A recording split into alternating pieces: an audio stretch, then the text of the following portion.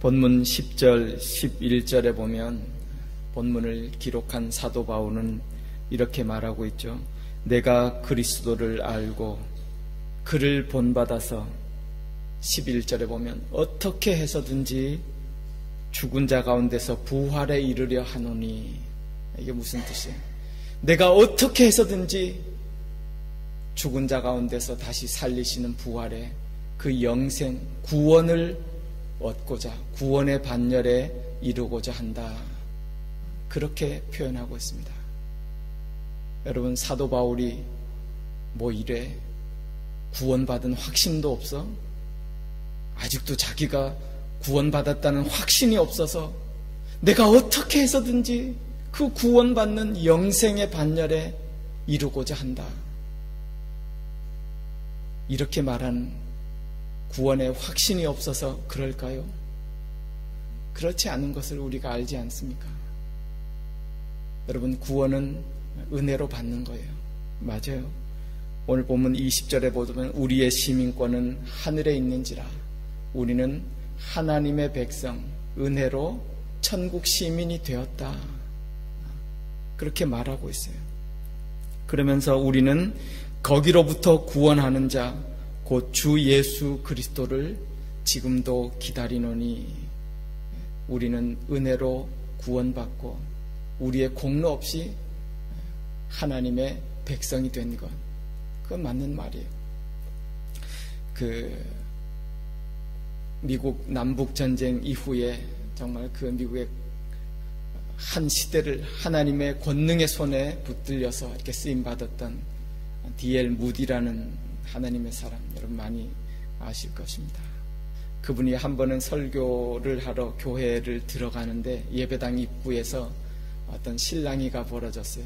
안내위원들이 한 소년을 못 들어가게 이렇게 막는 거예요. 보니까 벌써 행색이 초라하고 거지예요. 그러니까 뭐 냄새도 나고 뭐 옷도 지저분하고, 목사님이 물으니까 안내 보시는 분들이 목사님, 얘가 예배당에 들어가면 다른 사람들이 다 이렇게 방해가 되고 예배 분위기가 망칩니다. 그때 이 목사님이 자신의 겉옷을 벗어가지고 애를 그냥 확 감싸고 그냥 막 안고서는 뚫고 그냥 들어와 버렸어요. 그리고 그 아이를 그냥 강대상 위까지 데리고 와서 앉혔어요. 그리고 설교 시간에 그 아이를 데리고 세우면서 그렇게 설교했다고 하잖아요. 여러분, 이 소년은 예배당 안으로 들어올 수가 없었던 그런 아이입니다. 왜냐하면 너무 누추하고 냄새가 나고. 그러나 제가 그 아이를 감싸고 안고 들어왔기 때문에 여기까지 들어올 수 있었습니다. 여러분, 저와 여러분도 마찬가지입니다. 너무 누추한 죄인이라 우리는 도저히 천국에 들어갈 수 없는, 하나님 앞에 갈 수 없는 그런 자들인데 주님이 우리를 안고 주님의 보혈로 덮으시고 하나님 보좌 앞으로 나아가 주셨습니다. 이 소년이 받은 은혜가 우리가 받은 은혜와 같은 것입니다. 그렇게 설교했다고 합니다. 여러분, 정말 그렇지 않아요? 우리는 그 은혜로 구원받았어요. 절대 우리 공로가 아니에요. 천국 시민이 되었어요. 그리고 지금도 다시 오실 그 주님을 기다려요.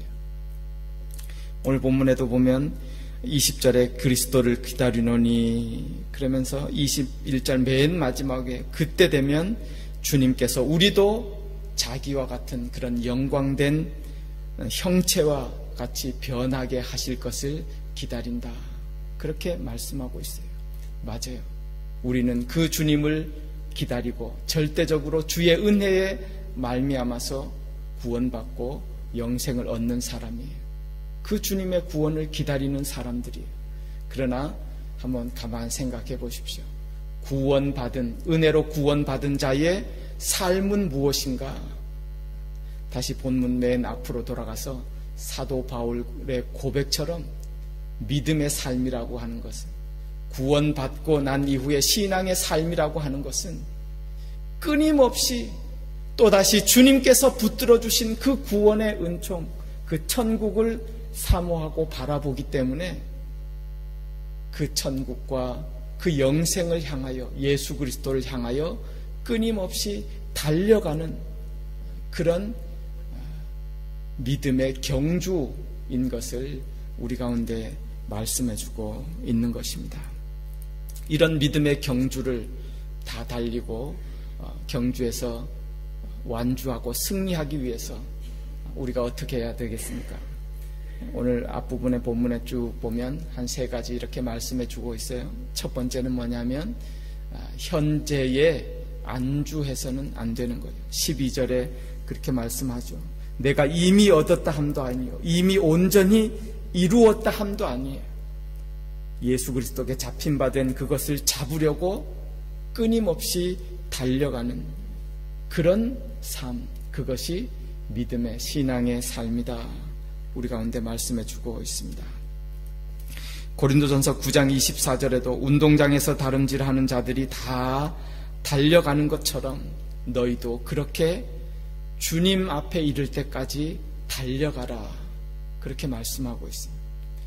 사도 바울은 자신의 생애가 마지막 순간에 이르렀은, 죽음에 다다랐던 그 순간에 이르러서도 디모데후서 4장 7절에 보면 그런 말씀하잖아요.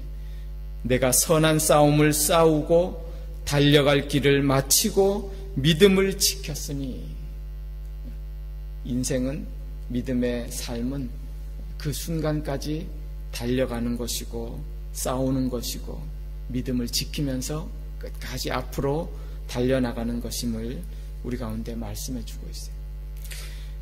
두 번째로 13절에 보면 이런 또 달려가기 위해서 우리가 해야 되는 것은 과거에 얽매이지 않는 것, 그것이 중요해요. 13절에 보면 내가 잡은 줄로 여기지 아니하고 오직 한 일, 즉 뒤에 있는 것은 잊어버리고 앞에 있는 것을 잡으려고 쫓아가노라, 그렇게 말씀하셨습니다. 우리의 과거, 때에 따라서는 또 뼈 아프고 실패고 또 낙심되고 상처되고 이런 과거들 과감하게 잊어버리고 우리는 그리스도 예수 안에서 새로운 피조물이잖아요. 언제든지 새롭게 하시는 주님의 은혜가 있잖아요. 그리고 앞을 바라보면서 과거를 잊어버리고 달려나가는 모습, 그것이 중요함을 우리 가운데 말씀해주고 있습니다. 히브리서 12장 1절에도 보면 이 신앙의 경주에 대해서 그러므로 너희가 모든 무거운 것, 얽매이기 쉬운 죄의 짐을 다 벗어버리고 뒤의 것은 잊어버리고 앞을 향해 달려가라, 우리 가운데 말씀해주고 있습니다. 한 가지 더 14절에 보면 표대를 향하여 달려가라 그랬습니다. 표대를 향하여 그리스도 예수 안에서 하나님이 위에서 부르신 부름의 상을 위하여 달려가라 그랬습니다. 우리의 목표, 표대는 하늘나라, 주 예수 그리스도. 우리의 목표는 땅의 것이 아니에요. 이 세상의 것이 아니에요.